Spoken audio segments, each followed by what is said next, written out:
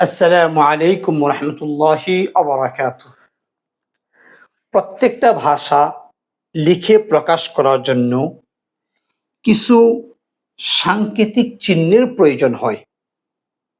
ঠিক এমনিভাবে আরবি ভাষাটা লিখে প্রকাশ করার জন্য যে সাংকেতিক চিহ্ন ব্যবহার করা হয় তাকে হারফুন বলা হয়।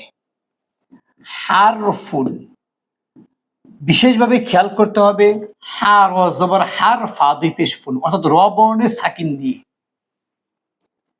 তবে কিছু কিছু আরবগণ হারফুন এর ক্ষেত্রে হারাফুন ব্যবহার করেছেন।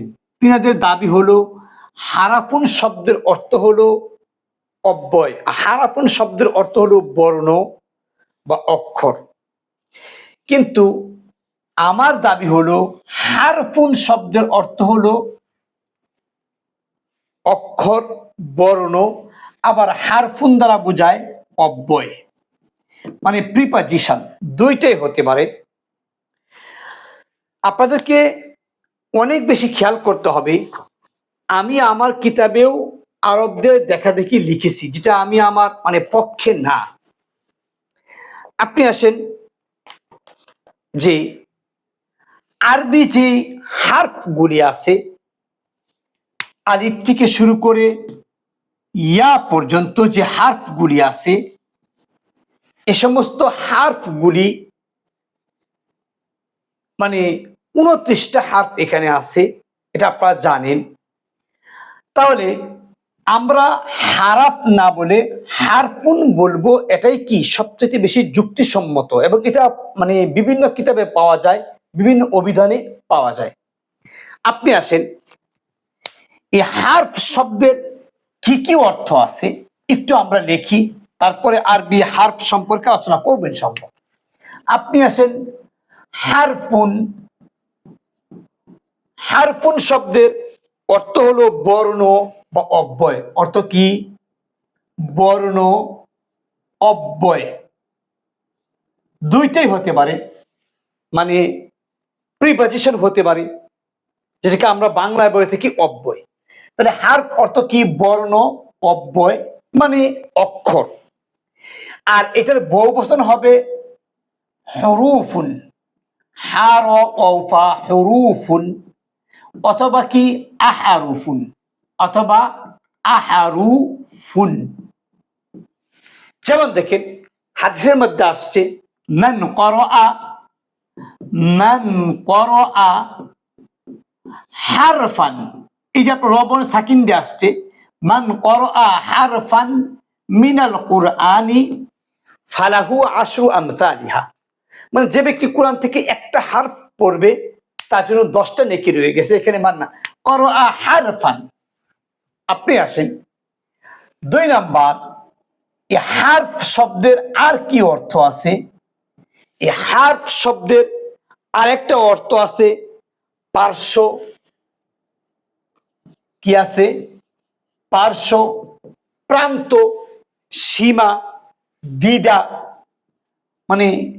সীমা, আর কি আছে? দ্বিধা, দ্বিধাভূত করা। এটাও কিন্তু আপনার আছে।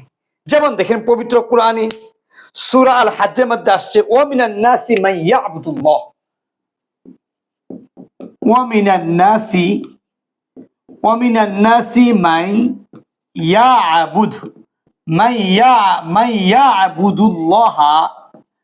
ইয়াবুদুল্লাহ। তারপরে কি আসছে? আলা হারফিন। কি আসছে? আলা হারফিন। অর্থাৎ ওয়া মিনান নাস, কিছু কিছু মানুষ আছে, মান যারা, ইয়াবুদু ইবাদত করে, আল্লাহ আল্লাহ তাআলার আলা হারফিন দ্বিধায়, বিভিন্ন ধরনের দ্বিধাদ্বন্দ্ব তাদের রয়ে গেছে, এরা ইবাদত করে কিন্তু দ্বিধাদ্বন্দ্ব রয়ে গেছে। তাহলে হারফুন শব্দের অর্থ বর্ণ বা অব্যয়, হারফুন শব্দ তো পার্শ্ব, সীমা বা দ্বিধা। তারপরে আপনার আসেন হারফুন শব্দের আর কি হতে পারে? হারফুন শব্দটা যদি বাবে জরবা থেকে আসে, হারিফা হারফা ইয়াহারিফু, কোন মধ্যে কিন্তু আসছে ইয়াহারিফু, ইউহারিফু, অনেক ভাবে আসছে। হারাফা ইয়াহারিফু, যদি এরকম অর্থটা শব্দটা আসে, এর অর্থ হয় ফিরে আসা। অর্থ কি হয়? ফিরে আসা। আমরা আজকে আরবি হারফ সম্পর্কে জানবো ইনশাআল্লাহ, আরবি হারফ। এবার দেখেন, যদি হারাফা ইয়াহরিফু ভাবে ফাতা মানে ভাবে জরাবা থেকে আসার পরে যদি আন আসে, আন, তখন মানে যদি আন শব্দ চলে আসে হারফে জার সেটা আফআল, তখন অর্থ হয় বিরত থাকা। অর্থ কি হয়? মানে হারাফা আন যালিকা, সে এই কাজ থেকে বিরত থাকলো, বিরত রইল। বাস, আলহামদুলিল্লাহ। এবার আপনি আসেন, আমরা আর কি লিখতে পারি? হারফ শব্দ যদি ভাবে কারুমা থেকে আসে, মানে হারুফা, হারুফা ভাবে কারুমা থেকে যদি আসে, তখন শব্দটার অর্থ হবে তিক্ত হওয়া। অর্থ কি হবে? তিক্ত হওয়া। খুব খেয়াল রাখবেন, এ সমস্ত ক্ষেত্রেও কিন্তু মানে শব্দের মূল অক্ষর কিন্তু হারফ, মানে মাজদার কি হারফুন, এটার মাজদারও হারফুন ভাবে জরাবা থেকে আসলেও কিন্তু কি হারফুন। তবে যদি হারফুন এর অর্থ হয়ে থাকে পার্শ্ব, সীমা বা দ্বিধা, দ্বিধাদ্বন্দ্ব, যদি এরকম যদি হয়ে থাকে, তাহলে হারফুন শব্দের বহুবচন হবে হিরাফুন। কি অর্থ হবে? বহুবচন হবে হিরাফুন। আর যদি হারফুনের বহুবচন ধরা হয় আহারুফুন বা হুরুফুন, তখন এর অর্থ হবে বর্ণ বা অব্যয়। এটা বহুবচনটা ভিন্ন হবে, হিরাফুন। এবার আপনি আসেন, এই হারফুন শব্দটা যদি ভাবে তাফঈল থেকে আসে, যেটা পবিত্র কোরআনে অনেক জায়গায় আসছে, ইউহারিফুনা এভাবে আসছে, ভাবে তাফঈল থেকে যদি আসে হাররাফা, কি অর্থ আসে? যদি আসে আপনার হাররাফা ইউহারিফু, অর্থ হয় বাঁকা করা, বিকৃত করা। অর্থ কি হয়? বাঁকা করা বা বিকৃত করা, মানে বিকৃত করে দেওয়া, নষ্ট করে দেওয়া, অপব্যাখ্যা করা। জি ইনশাআল্লাহ। তাহলে আমরা সহজে বুঝতে পারলাম যে আরবিতে আলিফ এটা একটা হারফুন, হারাফুন না, হারফুন। যদিও আমি আমার কিতাবে লিখেছি হারাফুন, কিন্তু এর প্রকৃত পরিচয় কি? হারফুন। বা একটি হারফুন, তা একটি হারফুন, যেটাকে ইংরেজি ভাষায় বলা হবে লেটার, লেটার। এবার দেখেন, হারফুন এর বহুবচন যখন হবে হরুফুন, তখন সেটাকে বলা হবে লেটার্স, মানে হরুফ বলা হবে। আপনি আসেন, আরবি যে হারফগুলি আছে বা লেটার্স গুলো আছে, এদেরকে যেরকম বাংলায় আমরা একসাথে বলে থাকি বর্ণমালা, ইংরেজিতে আমরা বলে থাকি অ্যালফাবেট। কি বলে থাকি? অ্যালফাবেট।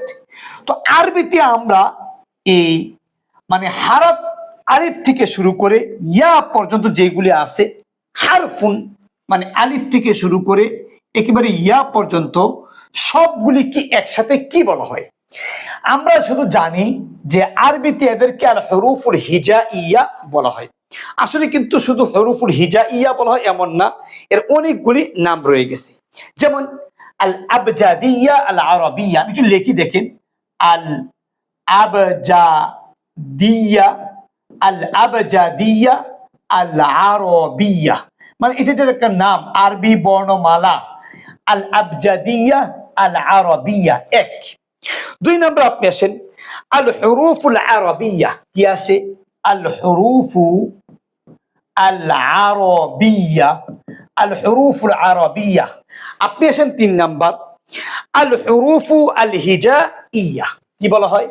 আল হুরুফু আল হিজাইয়া। আবার দেখেন এটা কি বলা হয়? আল হুরুফু আল হিজাই। হিজাইয়া বলতে হিজাই বুঝায়, হিজাইও বলা হয়, হিজাইয়াও বলা হয়ে থাকে। আপনি আসেন, এটা কি বলা হয়? আল হুরুফু আত-তাহাজ্জিয়া। কি বলা হয়? আল হুরুফু আত-তাহাজ্জিয়াতু, আত-তাহাজ্জিয়াতু। তারপর 6 নাম্বার আর কি বলা হয়? আল হুরুফু আত-তাহাজ্জি, মানে এখানে শেষে কি নাই? আপনার গুলতাটা নাই। আল হুরুফু আত-তাহাজ্জি, হুরুফুত তাহাজ্জি বলা হয়।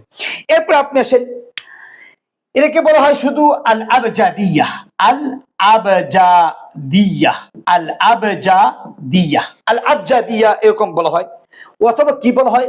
আল হুরুফু 6, 7 নাম্বার, 8 নাম্বার আল হুরুফু আল হুরুফুল আবজাদিয়া, আল হুরুফুল আবজাদিয়া।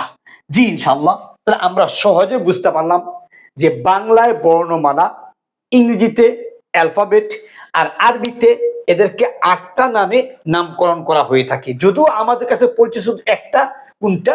আল হুরুফুল হিজাইয়া। জি ইনশাআল্লাহ, আশা করি বুঝতে পেরেছেন।